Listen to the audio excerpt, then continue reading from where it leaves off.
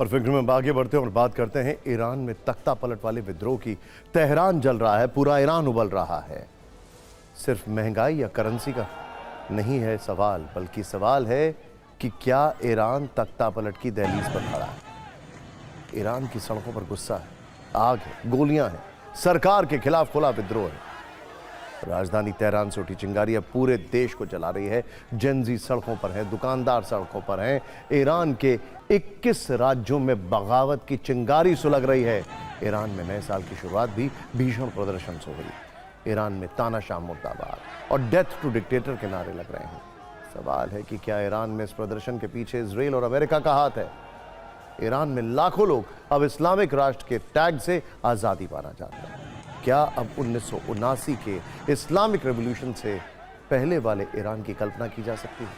क्या ईरान में हो रहा प्रदर्शन उसका संविधान बदल देगा? फिक्र की इस रिपोर्ट में देखिए।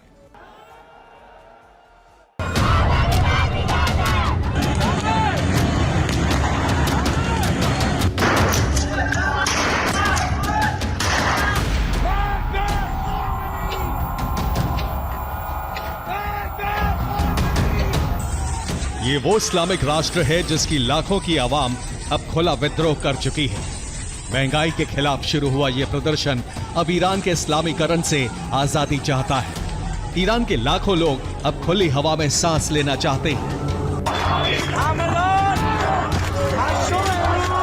इन तस्वीरों को देखिए। ईरान में खामनेई मुर्दाबाद के नारे लग रहे हैं। हजारों लोग सड़कों पर हैं।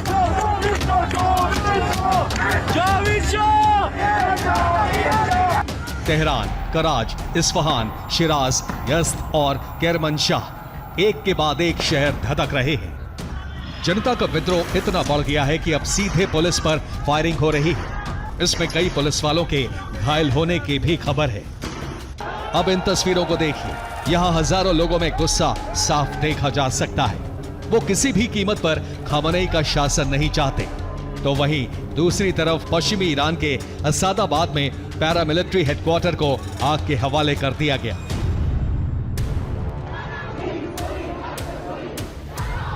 तेहरान में एक जगह महिलाओं ने अपने हिजाब को हवा में उछालकर प्रदर्शन किया।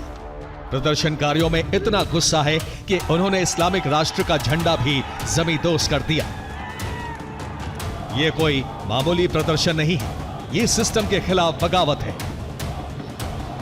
ईरान के 21 प्रांतों में बाजार बंद हैं, सरकारी दफ्तर ठप हैं, रियाल ऐतिहासिक गिरावट पर है, महंगाई 40% के पार पहुंच गई है।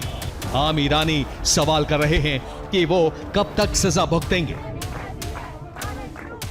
ईरान में हर तरफ सड़कों पर नारेबाजी देखने को मिल रही है। इन लोगों ने कहा कि ईरान को 1979 में हाईजैक कर लिया गया था। अब उन्हें 1979 से पहले वाला ईरान चाहिए। जबकि ईरान के राष्ट्रपति मसूद पज़ेश्कियान कह रहे हैं कि वो इस प्रदर्शन के पीछे इजराइल या अमेरिका का हाथ नहीं मानते, ये उनकी सरकार की नाकामी है। अब ईरान में इस प्रदर्शन के पीछे की बड़ी वजह भी जान लीजिए। करेंसी रियाल डॉलर के मुकाबले 50% तक गिर चुकी है। दिसंबर में महंगाई दर भी करीब 50% पहुंच गई। खाने पीने की चीजें 70% से ज्यादा महंगी हो चुकी हैं। अमेरिकी प्रतिबंधों ने तेल निर्यात और विदेशी मुद्रा को तोड़ दिया है। छोटे दुकानदार और व्यापारी कारोबार बंद करने को मजबूर हैं। जिन लोगों ने कभी इस्लामिक क्रांति का समर्थन किया था, आज वही लोग मांग कर रहे हैं कि उन्हें 1979 से पहले वाला ईरान चाहिए, क्योंकि पज़ेश्कियान और खामनेई ने मिलकर ईरान के लोगों से उनका हक छीन लिया है। Bureau report, TV9 Bharatvarsh. अब लोग इस्लामिक रेवोल्यूशन से पहले वाले ईरान की मांग कर रहे हैं। आखिर 27 वर्ष बाद 2026 में ईरान के लोगों को 1979 से पहले के ईरान की याद क्यों आ रही है? आखिर वो कैसा दौर था जब ईरान में लोगों को आज़ादी थी? आखिर उनकी आज़ादी क्यों छीनी गई?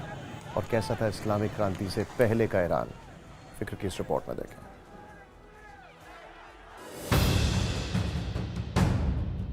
इन दो तस्वीरों को देखिए।